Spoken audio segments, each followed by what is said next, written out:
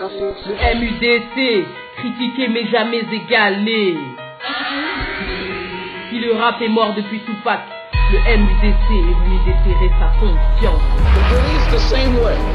They attack you, bust you all upside your mouth, and then take you to court and charge you with assault.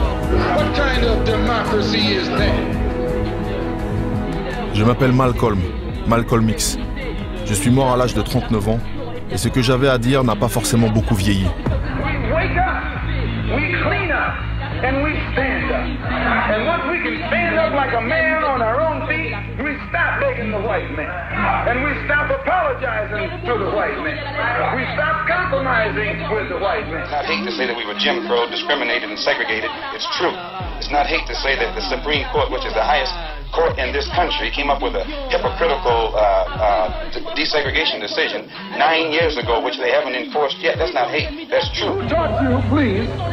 Who taught you to hate the texture of your hair? Who taught you to hate the color of your skin to such extent that you bleach? C'était un choix que j'ai fait d'aborder un thème, la jeunesse révolutionnaire sur le pas de Malcolm X. Pourquoi suis-je devenu ce que je suis? Pour me comprendre, il faut que je retrace toute ma vie. Il faut que j'explique mes doutes, les évolutions de ma pensée, mes identités successives. Tout ce que je disais au fond, chaque noir pouvait le ressentir au plus profond de lui. Je brandissais une vérité, la mienne, mais c'était aussi celle de tout un peuple. En pleine ségrégation, j'ai tendu un miroir peu flatteur à ces blancs, un peu trop sûrs de leurs acquis. Pourquoi ces choix? Je pense que les circonstances actuelles sont exactement, à mon humble avis, les mêmes circonstances qui, autrefois, ont caractérisé les temps de combat à l'époque de Malcolm X. Je me situe vraiment à cette époque-là. Ces mêmes circonstances, le même contexte même, je dirais. Et nous en sommes. Pour moi, ce qu'on considère comme le rêve américain pour les Blancs a longtemps été un cauchemar pour les Noirs. Alors, ce n'est pas que nous allons marcher, mais nous sommes sur le pas de Malcolm X. Nous sommes sur le pas de Malcolm X et nous sommes une jeunesse révolutionnaire. Révolutionnaire parce que nous avions résolu la révolution en 2 mots. La compréhension et le changement. Et Malcolm X est le cas illustratif de ce que cette compréhension et ces changements. Vous savez, sa vie. Je disais le cas illustratif parce que cette vie, c'est la vie que nous avions. C'est la vie qu'a c'est lui ou celle qui ne comprend pas. C'est la vie qu'a toute personne qui se place sous domination ou qui est sous exploitation. C'est cette vie-là. Mais il fallait que la révolution arrive, c'est-à-dire l'étape de la compréhension. Malcolm X a compris, avait compris le mécanisme, avait compris les systèmes, avait compris comment ça se passait, avait compris quelle était sa place. Parce qu'avant tout, si je remonte le cordon ombilical de cette Afrique ô combien splendide, quand on parlait de la personne humaine, on parlait du Muntu. Et quand on parle du Muntu, on parle d'état plénitude dans tous les sens du terme. Et sur ce, lorsque Malcolm X a compris, il aurait fallu qu'il bascule dans cette identité qu'il a compris. Donc, cette compréhension, je disais que après la compréhension vient le changement. Il n'a pas simplement compris pour en rester là, mais il a compris parce qu'il fallait opérer un changement. Et notre jeunesse, elle est révolutionnaire parce que nous sommes dans cette phase de la compréhension. Nous sommes dans la phase de la compréhension de comprendre quelle est notre place. Donc, la personne humaine, comme je disais, le Muntu, c'est d'abord quelle est ta place dans la chaîne de la création. Parce que ce qui fait défaut aujourd'hui, ce qui fait qu'il y a certaines personnes, quand on parle de tout ce qu'on a parlé, de tout ce qu'on peut évoquer, c'est parce que les gens ne connaissent pas quelle est ma place. Les gens ne savent pas réellement quelle est ma place. Dans le monde, dans l'univers, dans la société, quelle est ma place? Et lorsqu'on se pose cette question-là, commence le début de la compréhension, et c'est ça Malcolm X. Mais vous pensez que quand je parle de Malcolm X, je regarde Malcolm Little. Quand je parle de Malcolm X, lorsque Martin Luther King s'est posé la question de savoir pourquoi. Mais quelque chose me manquait, un sens.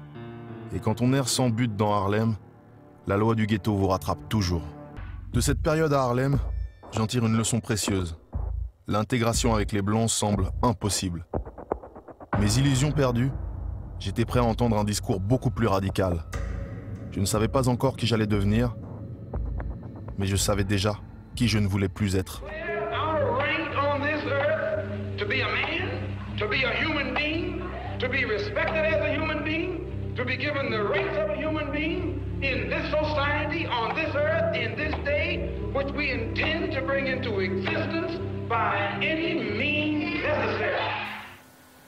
Pourquoi est-ce que ces livres-là, qu'on parle des livres saints, les livres émaillés de certaines paroles de sagesse, dit que tous les hommes sont égaux, que tous les hommes sont ici, mais nous, ceux-là même qui prêchent le Christ le roi, nous humilient, nous accordent un statut. Pourquoi? Pourquoi cette Amérique est comme ça? Martin Luther King est devenu Malcolm X. À ma sortie de prison, je suis un nouvel homme. Et comme pour mieux marquer cette nouvelle naissance, je décide de changer de nom. Je ne serai plus Malcolm Little, mais Malcolm X. Il est devenu ce X-là. Hier soir ici, je pense que toutes les oreilles étaient attentives pour écouter le frère et Pop Mutombo. Il a essayé de passer vite fait dessus. C'est X-là qui me pose problème. C'est X-là. Je disais que Martin Luther King est devenu X. Lorsque Aimé Césaire s'est posé la question de savoir quelle est mon identité, quelle est ma place, parce qu'Aimé Césaire avait compris qu'il n'avait pas de place. Dans cette société-là, Aimé Césaire n'existait pas. Et dans la place de la création, il n'existait pas, parce que la création a commencé avec notre négation. Je ne parlerai même pas de négation, mais notre absence. La création a commencé avec notre absence. Et il s'est fait que, au nom de ça, il fallait pour lui comprendre quelle est ma place. Et en cherchant à comprendre quelle est ma place, c'est cette phase de la compréhension qui a commencé. Lorsque Thomas Sankara est venu aux affaires, et il s'est dit, pourquoi les termes de l'échange inégal existent? Pourquoi est-ce que nous devons produire de matières premières à des prix quasiment insignifiants, et ceux-là qui les prennent nous revendent à des prix exorbitants? Il s'est posé cette question, X, l'inconnu. Même aux équations de premier degré, on comprend que l'inconnu est toujours là. X, à chaque fois, lorsque Laurent Gbagbo est arrivé aux affaires, il s'est posé la question de savoir pourquoi est-ce que la Côte d'Ivoire doit tout donner à la France? Pourquoi est-ce qu'on doit tout donner? Pourquoi est-ce que ces contrats-là existent et continuent d'être maintenus? X, il est rentré, cet inconnu-là. Parce que la situation de notre monde, j'aime beaucoup les sciences mathématiques. Et lorsque j'essaye de lire tout ce que j'ai entre mes mains, c'est sur ça que je fonctionne. Je n'ai pas l'habitude de lire, moi, de manière littéraire, ou de chercher à comprendre. Non, je fais un exercice parce que je dois résoudre toutes ces équations. Et il faut résoudre toutes ces équations. Je prendrai A, c'est la première lettre de l'alphabet, 2, c'est la B, c'est la deuxième, et tout ça. Je vais associer, je vais commencer à faire tous ces exercices pour aller trouver. Toujours c'est X là. Il s'est posé la question. X.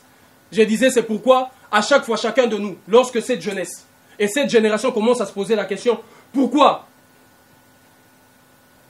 Ce sont les larmes que je peux lâcher ici, mais je ne peux pas le faire. Lorsque ma soeur parlait de cette histoire ô combien douloureuse, on se pose la question, elle s'est posé la question, pourquoi il n'y a pas cette justice X? C'est cet inconnu-là. Il faut résoudre l'équation. La question, c'est qu'il faut des mathématiciens parmi nous. Et il faut résoudre ces équations. X. Nous sommes toujours dans cette dimension de comprendre que cette jeunesse est dans sa phase de la compréhension du mécanisme, la compréhension du système.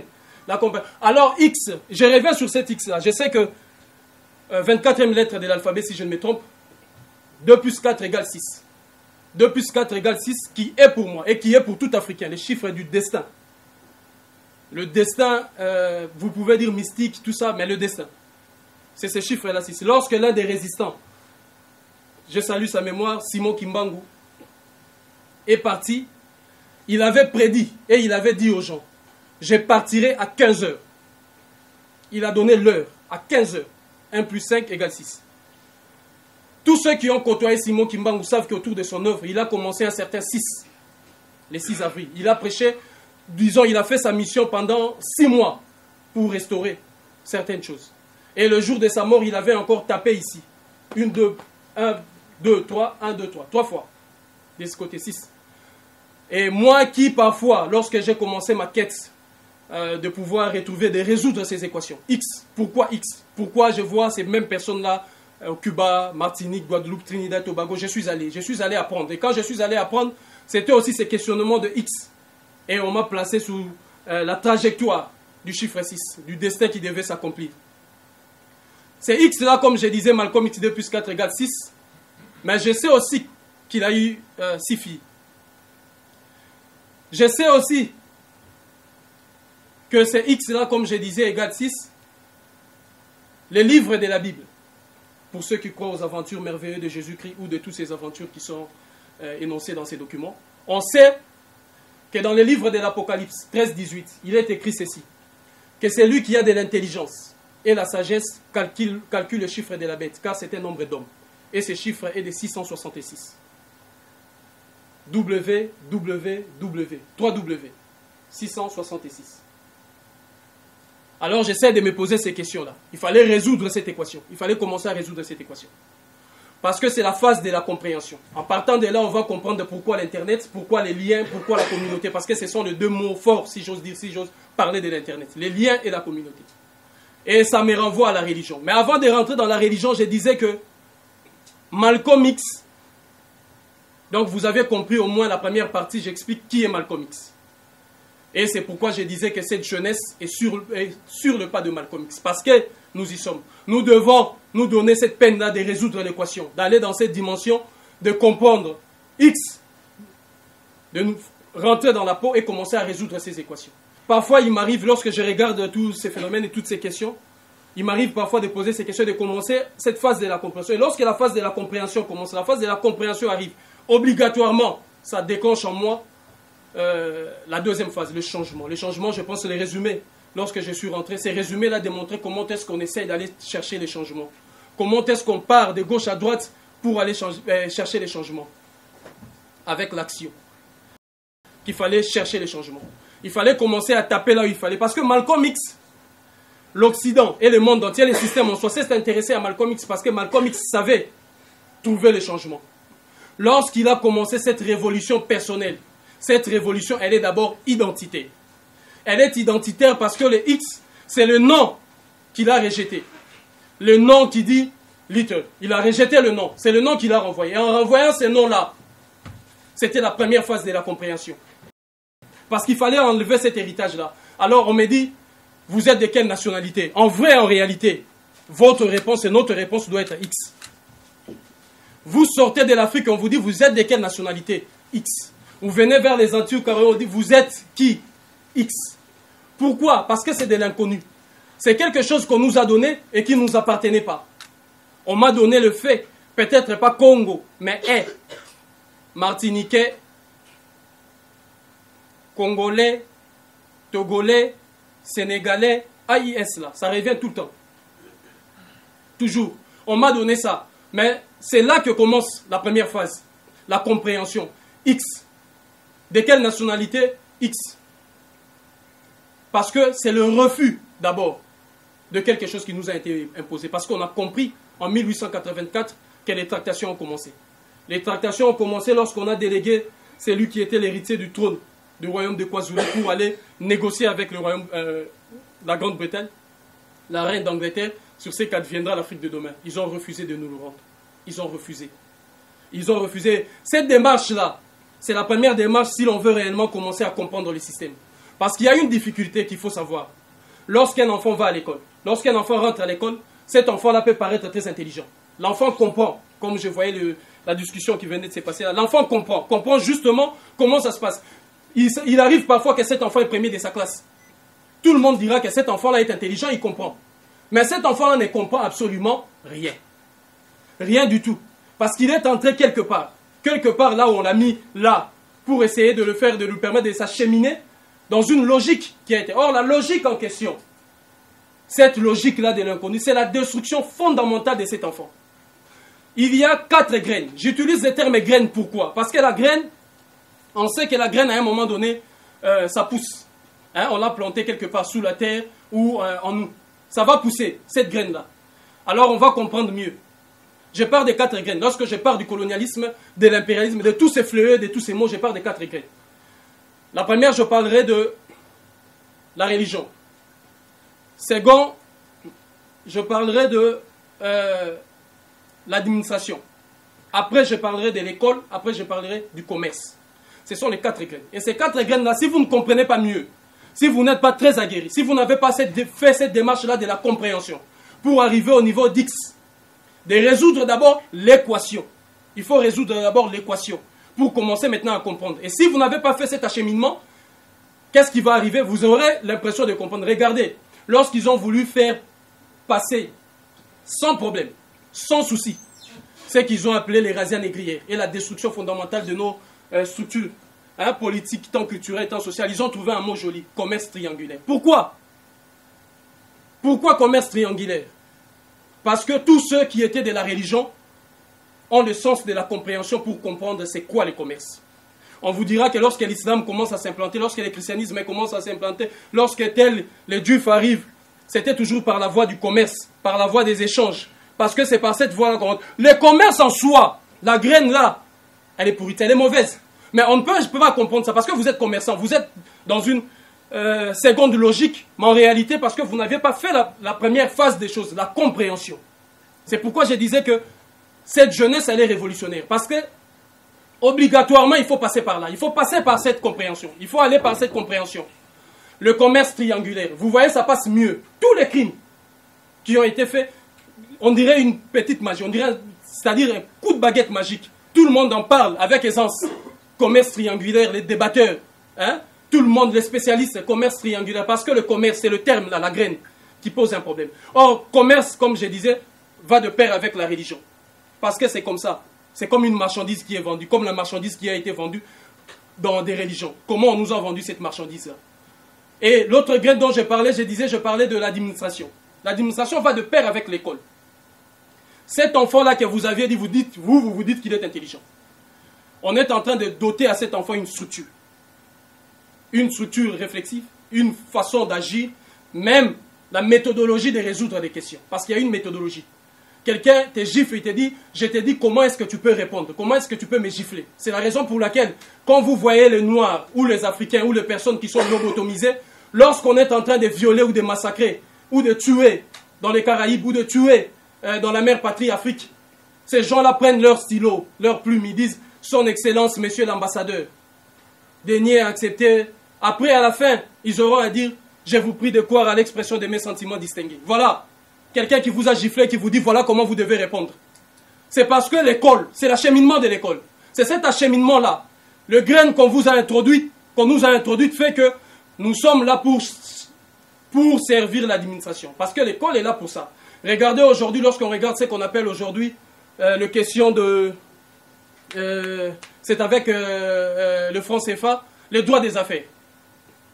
Les droits des affaires en Afrique, il y a aujourd'hui un nombre très impressionnant des étudiants africains venus du Sénégal, du Mali, du Congo, ainsi de suite, qui sont aujourd'hui cooptés comme des étudiants, comme des élites de demain, mais qui vont dans des universités que la France et l'Union européenne construisent ensemble au Maroc, par exemple, au pays du Maghreb. Et lorsqu'ils y vont là-bas, ils vont étudier, ils vont apprendre toutes ces choses, ils sont en train d'être préparés sur ce qu'on appelle le droit des affaires. Et ces droits des affaires-là, c'est en fait pour assainir l'environnement, permettre aux entreprises, permettre aux institutions, permettre au commerce européen, à l'économie, de pouvoir se sentir mieux chez soi. Quand on est là, il y a des interlocuteurs valables, des gens qui comprennent c'est quoi les droits des affaires. Et c'est ce qui aujourd'hui a abouti à des contrats néo-coloniaux et des contrats qui sont juteux pour les entreprises et les firmes capitalistes de l'Occident. Ces contrats-là qui aujourd'hui font perdre à l'ensemble des pays africains près de 800 millions. Près de 800 millions dans des chiffres officiels, près de 800 millions d'euros.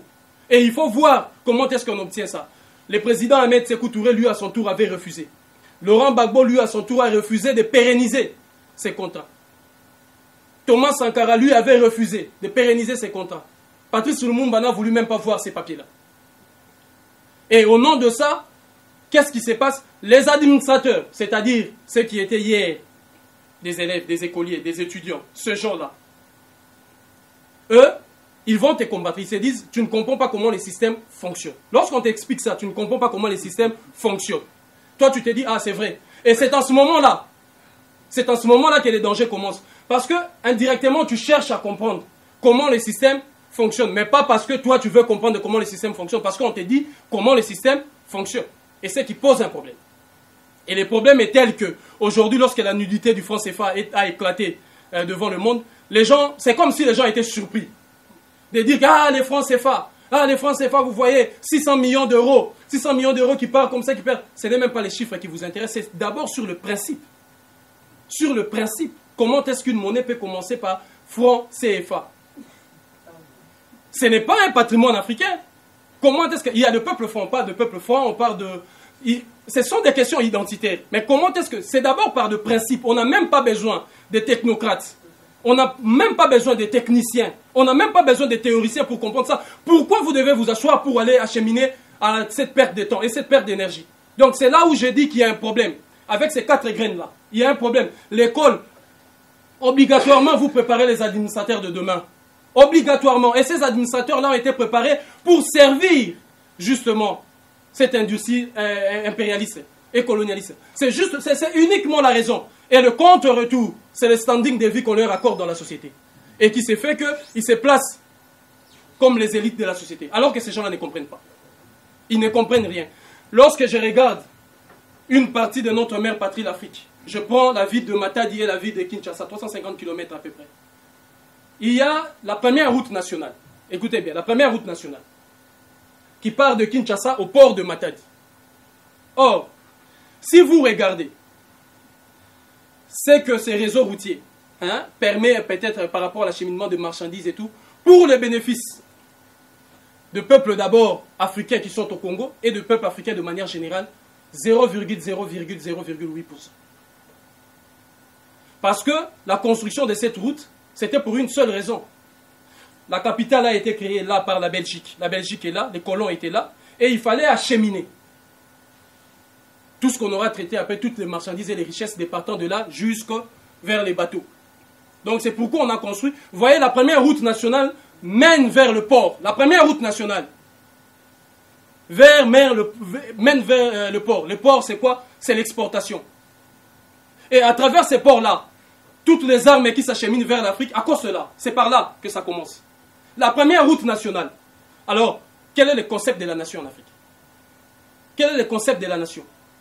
La compréhension même de l'appareil circulatoire. Parce que l'appareil circulatoire, là, qu'on a, c'est cet appareil circulatoire qu'on peut rabattre pour créer les réseaux routiers. Mais cet appareil circulatoire fonctionne mal. La compréhension. Première étape. Il faut comprendre ces choses-là. Parce que c'est un problème. Du moment où la route nationale s'achemine dans cet ordre, c'est pareil pour Abidjan. C'est pareil pour toutes. C'est pareil. Donc quand je prends sur le plan, du microcosme, c'est pour que vous compreniez aussi sur le plan, pour ne pas aller dans tous les exemples. Donc on comprend mieux comment est-ce qu'ils ont construit à l'exportation, à l'extérieur. Et c'est cette subordination-là de notre vers l'extérieur qui pose problème. Or Malcolm X, lorsqu'il a posé la question, il a compris qu'il était subordonné à quelqu'un. C'est cette subordination-là qui pose problème. Et il a compris, je disais qu'elle est d'abord identité. On commence sur le plan identitaire. X là. Je disais nationalité, X, je ne sais pas. Un tel, je ne sais pas, X. Parce qu'il faut résoudre l'équation. Lorsqu'on va résoudre l'équation, on commence à avoir une vraie identité. Un vrai soi. C'est en ce moment-là qu'on peut parler maintenant d'autre chose. Et là, on commence l'acheminement de la réflexion. Et vous verrez, lorsqu'on comprend, on n'a plus besoin même d'expliquer ses actions. Parce que c'est la conséquence de cette compréhension. Lorsque Malcolm X commençait à parler maintenant, à indexer du doigt, voilà la réaction radicale. Certains diront que j'étais tout simplement raciste, quand d'autres rendent encore hommage à mon intransigeance. Voilà la réaction extrémiste. Voilà la réaction, parce que ça choque. Ça choque pourquoi? Mais c'est la conséquence de quelque chose. C'est normal que ça doit choquer, parce que les violences qui sont perpétrées derrière, et tout ce qui est commis comme acte, est tellement d'une violence inouïe, que comme tout le monde s'était sur la question, et il s'est fait qu'un maintenant qui a ressenti ça et qui commence à dégager ou à faire comprendre ça, ça pose un réel problème. Donc je disais que cette génération est une génération, quand je parlais de révolutionnaires, la compréhension et le changement. Mais il y a 3 mots aujourd'hui, 3 mots qui vont essayer aujourd'hui de confirmer ce que je disais par rapport au contexte dans lequel nous sommes. Il y a 3 mots simplement.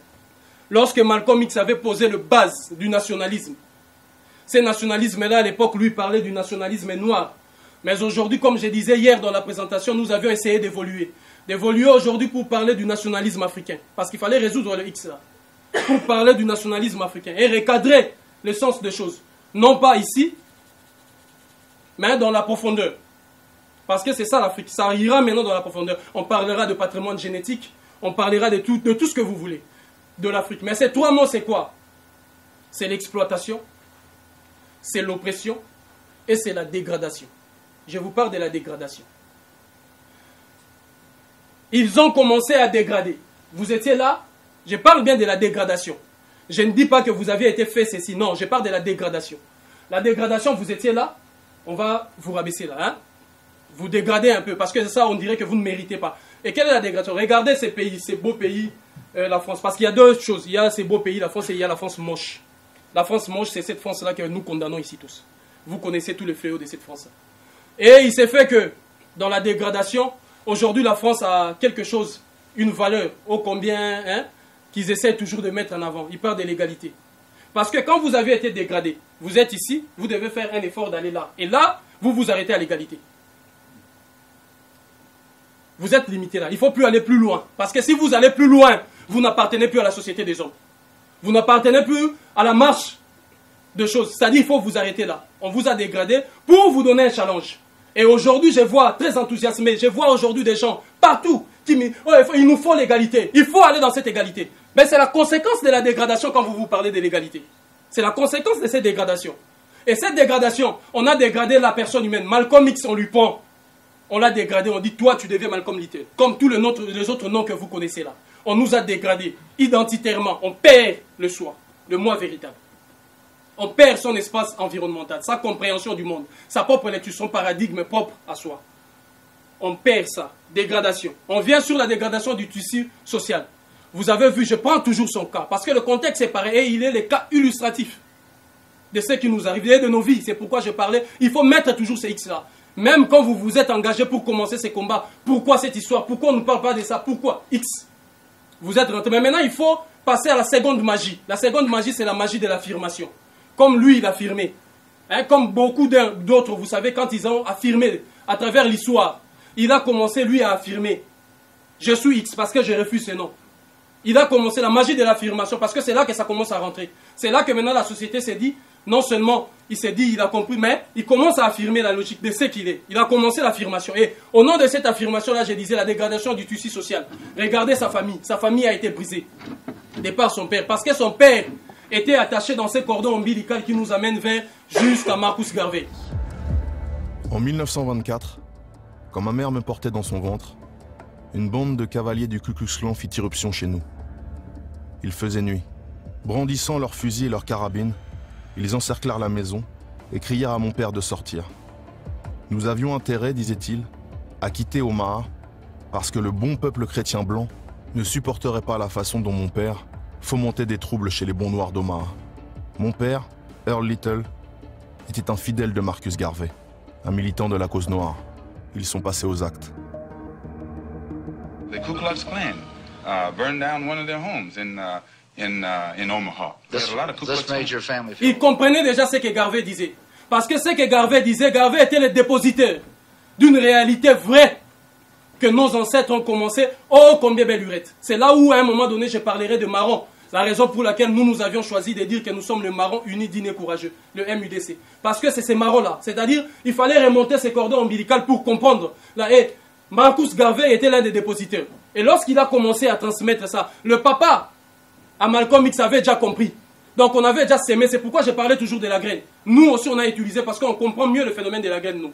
Comme on nous a déjà catalogué comme ou placé comme étant des paysans éternels, donc on comprend ça mieux. Donc il s'est fait que lorsqu'il commence son acheminement de la dégradation, je disais que son père, on a commencé par briser son père. Lorsqu'on brise son père, c'est le cas illustratif de toutes nos vies ici et de toutes nos vies partant des États-Unis d'Amérique, Trinidad et Tobago. C'est comme ça qu'on opère. Et c'est ça où je demande de la compréhension. C'est-à-dire qu'ils ont commencé à briser cette identité. Lorsqu'ils ont commencé à briser son papa, en brisant son papa, automatiquement, parce qu'il y avait de l'amour. Si certaines personnes peut-être n'ont pas compris, n'ont pas vécu l'amour, mais il y avait l'amour entre son papa et sa maman. Et il s'est fait que la maman, directement, ce sont des conséquences qui sont logiques. S'il y avait des psychologues, chaque fois que je parle, des spécialistes en la matière pour confirmer avec des termes plus techniques, parce que je n'aime pas trop ces champs-là, c'est trop compliqué pour moi. Il s'est fait que on allait mieux comprendre l'acheminement. Et en ce moment-là, on a détruit. En détruisant la maman de Malcolm, on a détruit, c'est tout ce qui suivait après. Hein, ces liens affectifs avec ses enfants, et les enfants se sont sentis touchés direct. Je disais, ces liens sociaux, lorsqu'on a commencé à dégrader ces liens sociaux, les liens du tissu social suit directement la dégradation du tissu économique. C'est cette notion-là, ta compréhension que tu as de l'économie. Et ici, j'appelle beaucoup à la compréhension. J'entendais ici dire quelque part qu'il fallait se lancer peut-être, quand on parle de l'économie, aujourd'hui dans toutes les communautés africaines et dans toutes les communautés noires, si j'ose dire, quand on parle des questions économiques, on parle toujours de l'entrepreneuriat. Il faut redéfinir ce que vous appelez économie. Et il faut redéfinir les termes de l'économie. Je vais vous faire une petite démonstration. La personne humaine telle que vous êtes là, vous êtes pour moi l'enseignement par excellence de l'économie. L'homme comme la femme, vous êtes capable de conserver en vous une quantité inestimable de spermatozoïdes ou de liquide vaginal qui restent en vous tout au long de l'acheminement de vos vies. Vous êtes capable de conserver en vous le sang. Il y a aujourd'hui certaines personnes qui parlent des banques de sang où vous allez déposer. Mais vous l'aviez en vous. La quantité ô combien immesurable et incommensurable de votre sueur. Les larmes, vous savez le conserver. Même les problèmes dans nos cœurs, nous l'avions. Même des souvenirs dans nos mémoires. Même des noms dans nos mémoires, nous les avions. C'est-à-dire que c'est une expression de la conservation, d'abord, de l'économie. On commence par s'exercer par rapport à ça. Après, lorsque tu sors de toi, tu regardes les liens sociaux. Tu regardes les liens, c'est-à-dire la famille, la maison, et ainsi. Il faut commencer par redéfinir ce qu'on appelle l'économie. Entre guillemets, Barack Obama était l'un de rares noirs aujourd'hui qui était capable de citer le nom de ces 17 ancêtres ascendants du côté paternel. Le nom de ces 17 ancêtres. Et lorsqu'il est cité, vous allez me demander comment, parce que j'essaie de vous montrer là ce qu'on appelle la notion de l'économie. D'abord qui commence par la mémoire. Hein? Cette mémoire-là qui est capable de remonter le cordon ombilical de vos ancêtres pour comprendre votre identité. Pour recevoir de manière générationnelle ces patrimoines-là. Et ces patrimoines-là, c'est ce que vous conservez. C'est comme on conserve les secrets dans les familles. C'est comme quand on enterre des gens, on dit il faut une tombe pour conserver la mémoire. Ce sont des notions de l'économie. Mais la notion aujourd'hui qu'on a de l'économie est en train de se disperser. Donc il faut redéfinir la notion. Je disais qu'on a commencé à toucher les tissus, la dégradation du tissu économique. Et en commençant à toucher ça, déjà on commence à désorienter l'enfant. Malcolm X, lui, peut-être comme ça, je rentre dans le monde professionnel, disait que je veux peut-être être avocat. Je veux être avocat. Je veux être avocat. Je veux aller dans ce sens-là faire le droit. Pourquoi? Parce qu'il visait déjà un standing différent dans la société. Parce qu'il savait quand on devient avocat, je vais défendre le mien, c'est qui lui portait à cœur. Mais aussi, la rémunération va me permettre d'être un peu... Voilà, il y a une classe et une aisance. Hein? On a commencé par toucher ça en les désorientant. Il y a un frère ici qui est ici. S'il était là avec moi aujourd'hui, il allait témoigner après. Quand il est venu ici, il s'est inscrit quelque part à Paris. Il devait faire l'informatique. Mais il y a ceux qui sont des informaticiens, vous savez qu'il y a des programmations, des domaines qui sont plus avancés en matière d'informatique. Et lui, il a voulu se lancer dans ça. Il commençait, 3 mois après, son professeur est rentré un jour, il lui a appelé, Jancy, lève-toi, il s'est levé. Est-ce que tu connais, comment on appelle ça, Château d'eau? Il a dit, oui, je connais Château d'eau. Bon, il s'attendait que le professeur lui dise quelque part, peut-être pour aller travailler ou pour aller accentuer voilà, sa performance et tout. Il lui dit, vous savez, vous là, est-ce que tu vois Château d'eau quand tu passes? Ouais, qu'est-ce qu'il y a là-bas? Il dit, bon, je vois souvent de noirs qui sont là, qui vendent des produits. Il dit, c'est là la place des noirs. Pas ici. Ses frères là aujourd'hui, il est souvent entre ici et Luanda, où il a ouvert une boulangerie. Les frères m'avaient dit, c'est à partir de ces jours-là que sa destinée a été déviée. La dégradation du tissu économique. On commence là. Comment est-ce qu'il va gérer sa maison? Parce que lorsqu'une personne projette quelque chose en matière d'économie, une personne responsable sait comment intégrer sa famille, sait comment et c'est les conséquences qu'aura le projet qu'il entame pour sa famille même.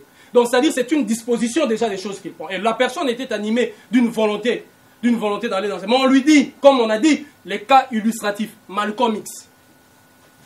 Jésus aussi était charpentier.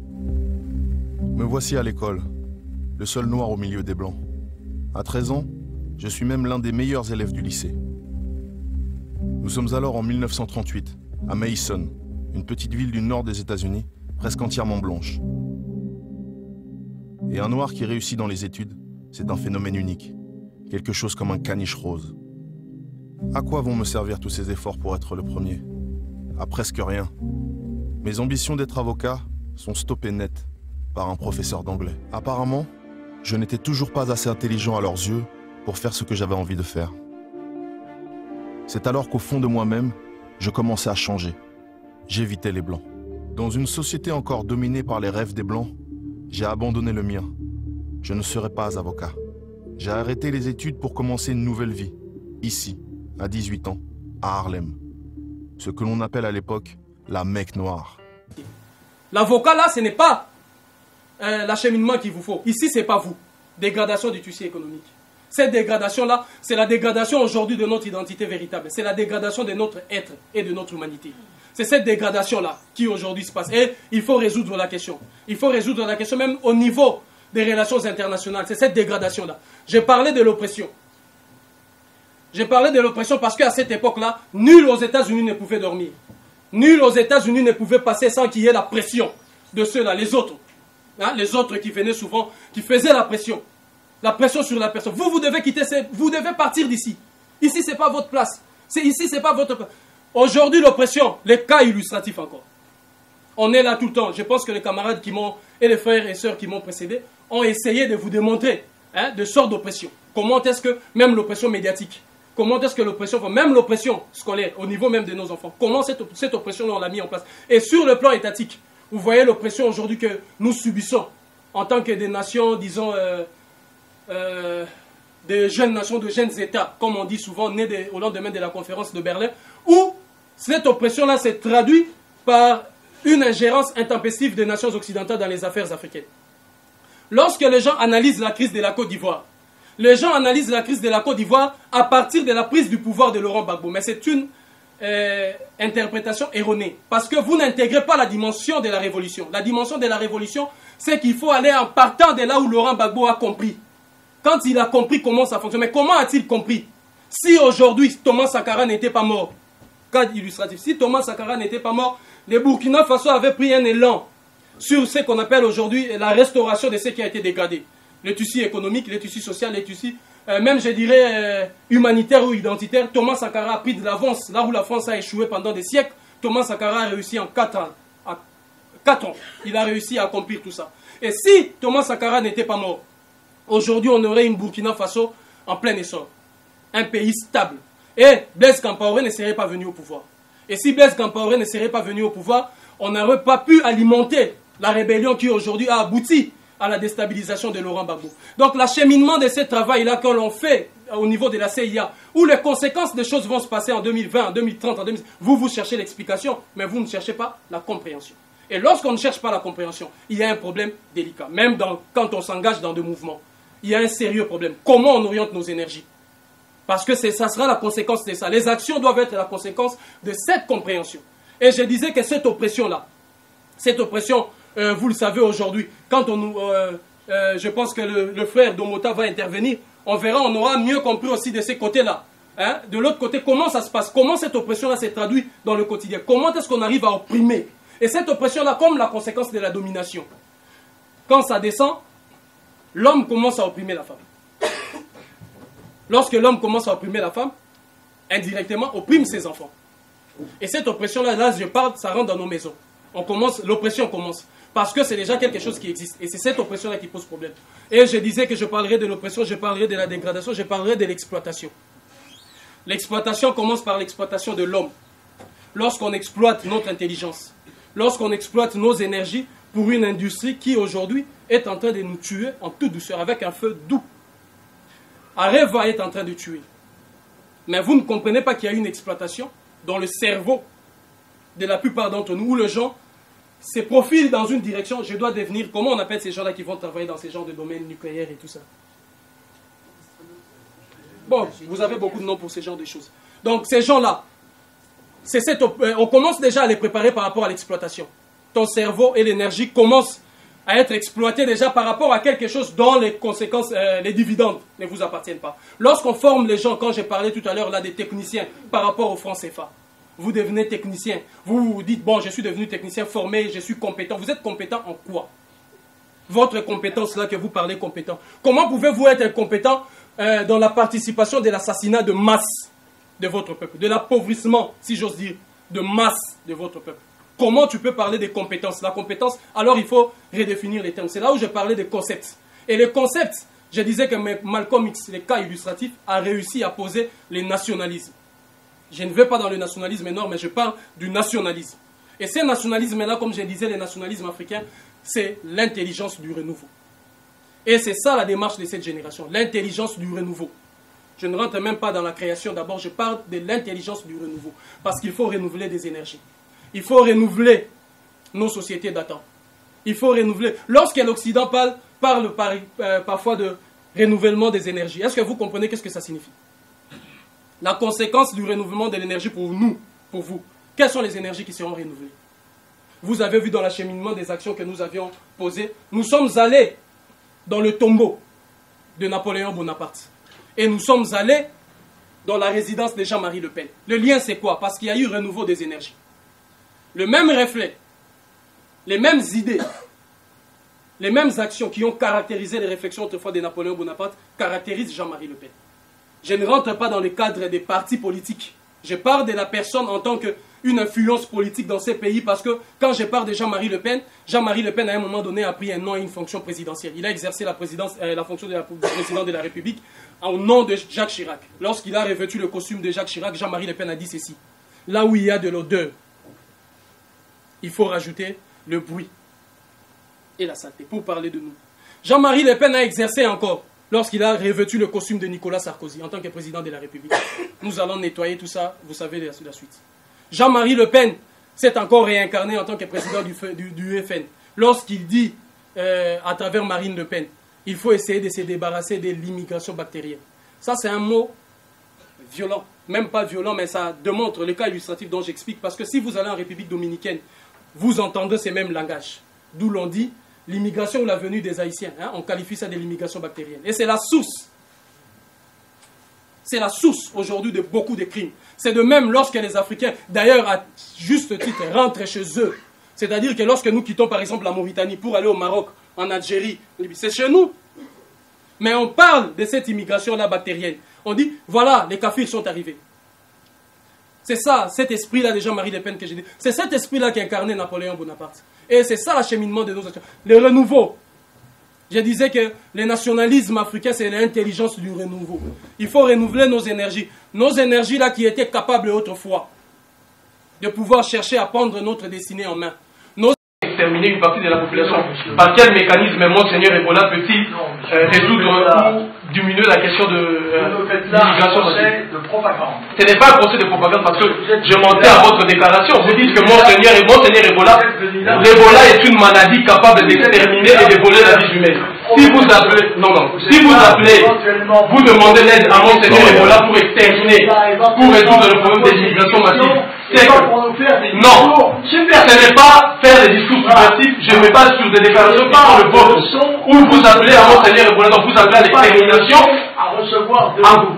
À quoi est-ce que la démographie africaine peut-il vous poser le problème? Je ne vous donne pas la parole. Moi j'ai la parole comme tout le monde qui vous a posé la question. J'ai la parole au nom de ce peuple-là que vous êtes en train d'humilier aujourd'hui. De ce peuple-là que vous êtes en train aujourd'hui de briser, d'agresser et d'humilier. Énergie-là qui était capable autrefois de pouvoir s'élever à chaque fois que l'on sentait qu'on dépassait les limites de l'acceptable et qu'on commençait à violer cette partie-là qu'on n'a jamais tolérée, que chacun de nous n'a jamais toléré qu'on puisse toucher. Ces périmètres-là.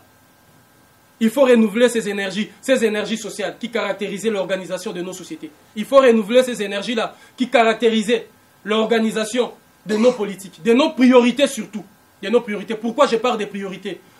Aujourd'hui, le Fonds monétaire international, le FMI, lorsque le FMI arrive quelque part, que ce soit dans les Caraïbes, Antilles ou en Afrique, pour aider à travers différents mécanismes, par exemple le STABEX pour les pays ACP, Afrique, Caraïbes et Pacifique, le réajustement, le programme d'ajustement et de réajustement structurel pour la plupart des pays africains qui ont dilapidé complètement les économies africaines.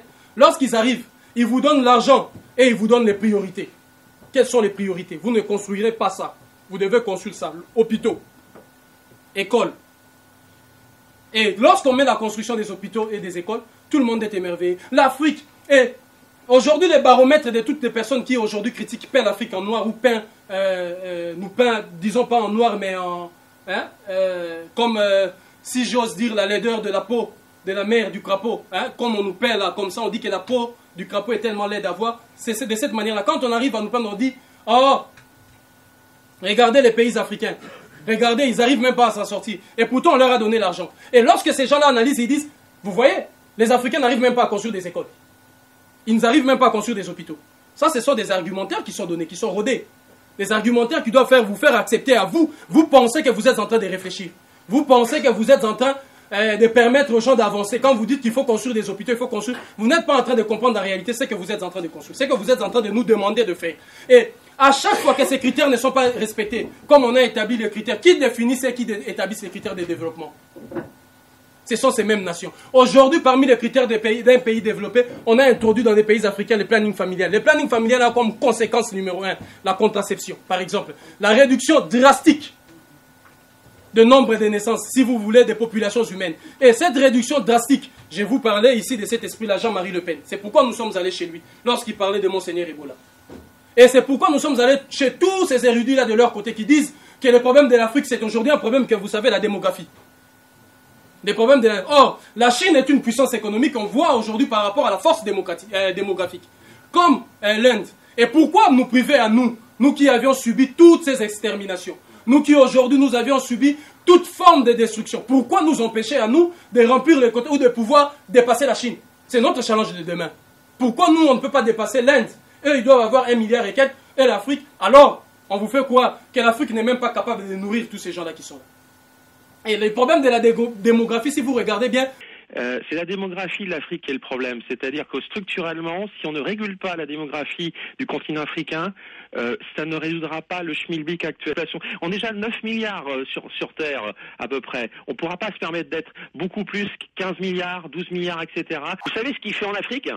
Ouais, ben je sais qu'il agit énormément en Afrique. Oui, mais ces vaccins ne sont pas innocents. Il l'a dit dans des conférences qui ne sont passées inaperçues. Il a dit, si on ne réduit pas de 75% de la population mondiale, on va au désastre. On n'aura plus d'animaux, on n'aura plus d'espace vert, etc. Et quand il va en Afrique, ce qu'il fait à travers ces vaccins, c'est pour apporter un bien-être, mais il le dit clairement, il faut qu'une... stériliser, c'est tous, malheureusement, ils le disent. Le groupe Bilderberg et plein d'autres personnes le disent clairement. Ça ne touche que l'Afrique, Antilles, Caraïbes, on parle de ça que là.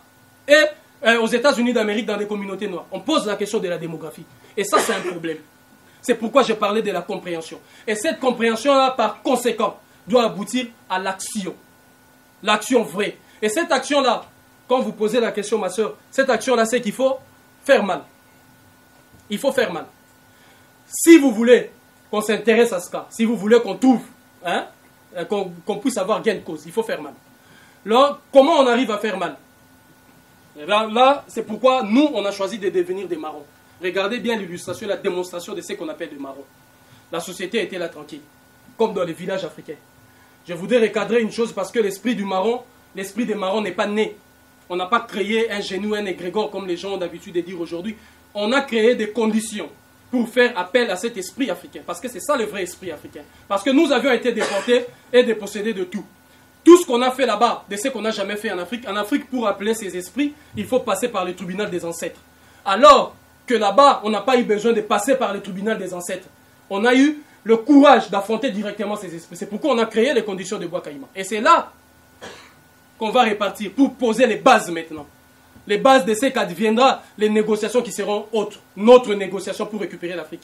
Les actions, les types d'actions qui seront nôtres. Et c'est pourquoi je disais pourquoi on a dit ça. Parce que sur ces cas-là, nous allons essayer de comprendre que quand ils disent, quand on dit que nous sommes le marron, nous allons faire appel à cet esprit pour comprendre que, aujourd'hui, je disais pour expliciter pourquoi on a choisi et pourquoi, comment faire mal. Il y a des limites qui sont établies. Les limites sont là. Les limites, il y a quelqu'un qui les a établies. Et cette personne-là, au nom de la compréhension, parce que ils n'ont jamais cessé de fatiguer les chanuts de mes oreilles à chaque fois qu'on pose une action. Je reçois toujours des coups de fil. Mais pourquoi vous avez fait ça? Ce n'est pas de cette manière-là qu'il fallait faire. Il ne fallait pas aller comme ça dans une ambassade. Il ne fallait pas entrer dans la Banque de France. Mais écoutez, qui a dit qu'il ne fallait pas entrer dans la Banque de France? C'est lui qui m'oppresse. Est-ce que dois-je demander l'autorisation à celui qui m'oppresse, à celui qui viole ma femme, à celui qui détruit mes enfants, l'autorisation de les combattre? C'est moi qui vis dans la logique ou bien c'est moi qui suis dans l'illogique? Et il s'est fait que cet état d'esprit des marrons, c'est-à-dire on a créé des conditions. Et lorsque nous sommes allés par exemple à Chamaillère, il était marqué sur la plaque là, interdiction d'entrée, 150 000 € d'amende et 7 mois d'emprisonnement ferme. Alors on a mesuré la force de l'ennemi. On a mesuré la force de l'ennemi, on est rentré. On a ouvert les portes de la Banque de France. Nous étions dedans, on est rentré. lorsque nous sommes allés au tombeau de Napoléon, à la sortie, les gendarmes nous ont arrêtés. Ils ont dit que c'est quand même Napoléon. J'ai dit oui, c'est quand même Napoléon, c'est pourquoi on est là. Mais vous ne comprenez pas que vous êtes venus dans le tombe de Napoléon. J'ai dit mais oui, c'est parce que c'est le tombeau de Napoléon qu'on est là. Donc il fallait qu'ils comprennent que nous sommes venus là parce qu'il fallait transcender la limite. Il fallait aller outre par rapport à ce qui a été. Et cet esprit-là, c'est cet esprit-là qu'il faudrait avoir. Parce que c'est ça la compréhension, c'est de comprendre simplement. Il crée des mécanismes. Et lorsqu'on commence à traverser ces limites-là, on s'intéresse à vous. Lorsque vous commencez à traverser ces limites, comme Malcolm X, les cas illustratifs, à traverser ces limites-là, on commence à s'intéresser à vous. Et aujourd'hui, je retire la partie X de Martin Luther King. Je prends son autre aspect des choses. La conséquence ou la situation actuelle de nos vies, c'est l'œuvre de Martin Luther King. Parce que Martin Luther King a eu un rêve, et ces rêves-là s'est concrétisé. Ces rêves-là, vous connaissez le rêve. Le rêve a été, voilà, le rêve s'est concrétisé. Mais nous nous sommes rendus compte. D'ailleurs, ces rêves-là, c'est ce que Félix Houphouët-Boigny a fait, mais c'est aussi ce que Senghor a fait. Il fallait rester sous protectorat. Il fallait rester avec eux, il fallait intégrer, il fallait vivre avec eux.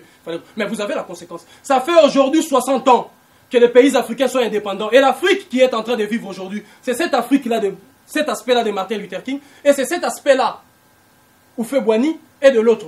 C'est cette Afrique-là. Mais vous en connaissez les résultats. Alors, nous avions dit que cette génération maintenant, nous sommes une génération qui doit marcher sur le pas de Malcolm X. Parce que la voie préconisée par l'autre, on n'a pas encore essayé. Donc, on va l'essayer. Et pour l'essayer, il faut transcender ces limites-là. Et c'est cet esprit-là des Marocains qui arrive. Et c'est cet esprit-là qui revient. Donc, nous serons dans l'obligation de transcender ces limites. Et de poser ces actes-là, parce que ces actes-là, c'est les actes de changement. Ce que nous voulons, c'est les changements. Et le changement n'arrive déjà que par ça. Du moment où quelqu'un dit ne traverse pas et que tu traverses, c'est déjà un changement. Tout a changé depuis ce moment-là. Parce qu'aujourd'hui, jusqu'aujourd'hui, on attend les 7 mois d'emprisonnement ferme et on attend les 150 000 € d'amende. Il n'y en a pas parce que ça sera simple pour nous de payer les 150 000 € d'amende. Du fait qu'une partie de cet argent-là, on va le retirer chez Ouattara ou chez Nicolas Sarkozy qui reçoit 6 millions par rapport au combine du franc CFA. Donc ils ont peur de beaucoup de choses-là. Et ils peuvent. Mais nous, on sait que s'ils nous demandent, on ira là et on va payer sans problème. Donc c'est échange par échange. Donc c'est cet état d'esprit-là. C'est pourquoi on a dit que cette génération, et en commençant par ces régés-là, je finis par ça. Je finis par le fait que une phrase, mais ça je laisse ça comme le dit souvent. Vous savez, le nationalisme africain, je vous disais que c'est une intelligence de renouveau, mais c'est aussi une sagesse guerrière. Et cette sagesse-là, c'est avec ça qu'on va répartir. C'est cette sagesse-là qui dit, vous savez, on a dit une phrase, écoute, Malcolm X a échangé son fusil avec le bulletin de vote. J'ai compris que la voie de la violence était une impasse. Je préfère désormais le bulletin de vote à la place de la balle, du pistolet. C'est en ce moment-là que Malcolm X est devenu plus dangereux. Il a remis son fusil. Il a pris le bulletin de vote. Le président Jomo Kenyatta disait que lorsque les Européens sont arrivés chez nous, ils nous ont demandé de prier. Lorsqu'on a ouvert les yeux, eux, ils avaient la terre et nous, on avait la Bible. C'est cet échange-là. Il y a une sagesse profonde. Et il y a une compréhension à une autre dimension pour comprendre pourquoi le bulletin de vote devient dangereux à la place du fusil. Donc c'est sur ça que je vais clore cette intervention. Je vous remercie. Quelle image conservera-t-on? L'image de la balle ou celle du bulletin de vote?